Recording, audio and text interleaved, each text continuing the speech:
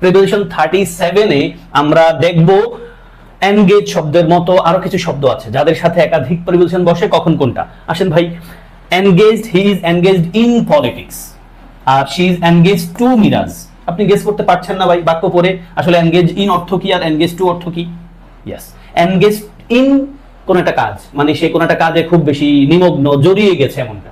আর second বাক্যে engage two দ্বারা কি বোঝায় বাক্যের সেন্সে?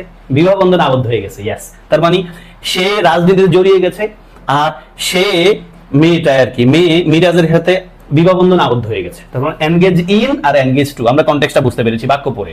এন্ড দেন ডিল শব্দের সাথেও দুটো প্রিপোজিশন বসে, কখন কোনটা।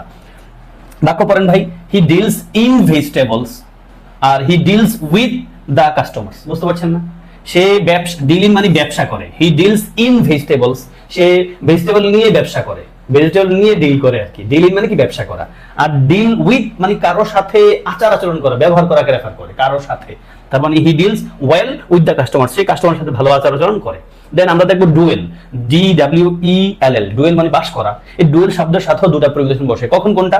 আসেন ভাই বাক্য পড়েন, they dwell on international politics, the poor dwell in heart.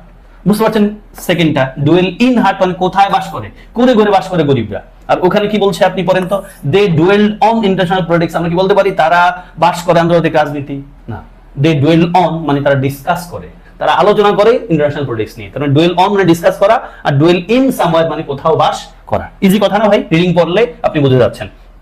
Same DEAF, ডিফ মানে বধির। এই ডিফ শব্দের সাথেও দুটো প্রিপোজিশন বসে, ব্লাইন্ডের মতো আমরা পড়েছিলাম। আসেন ভাই বাক্য দুটো পড়লে বুঝবেন। He is deaf of 1 year, he is deaf to my request. একবারে ব্লাইন্ড অফ ব্লাইন্ড টু এর মতো আমরা পড়েছিলাম। ব্লাইন্ড অফ মানে হলো কেউ চোখে দেখে না, মানে আসলেই সে চোখে দেখে না, দৃষ্টি শক্তিতে ঘাটতি আছে। আর ব্লাইন্ড টু মানে হলো দেখেও না দেখার ভান করে, উদাসীন। এখানে সেম টাইপের কথা। ডিফ অফ মানে কি আসলেই বধির, সে কানে কম শুনে। লেখা আছে হি ইজ ডিফ অফ 1 ইয়ার, সে এক কানে কম শুনে। আর এখানে he is deaf to my request, সে আমার রিকোয়েস্টের প্রতি উদাসীন।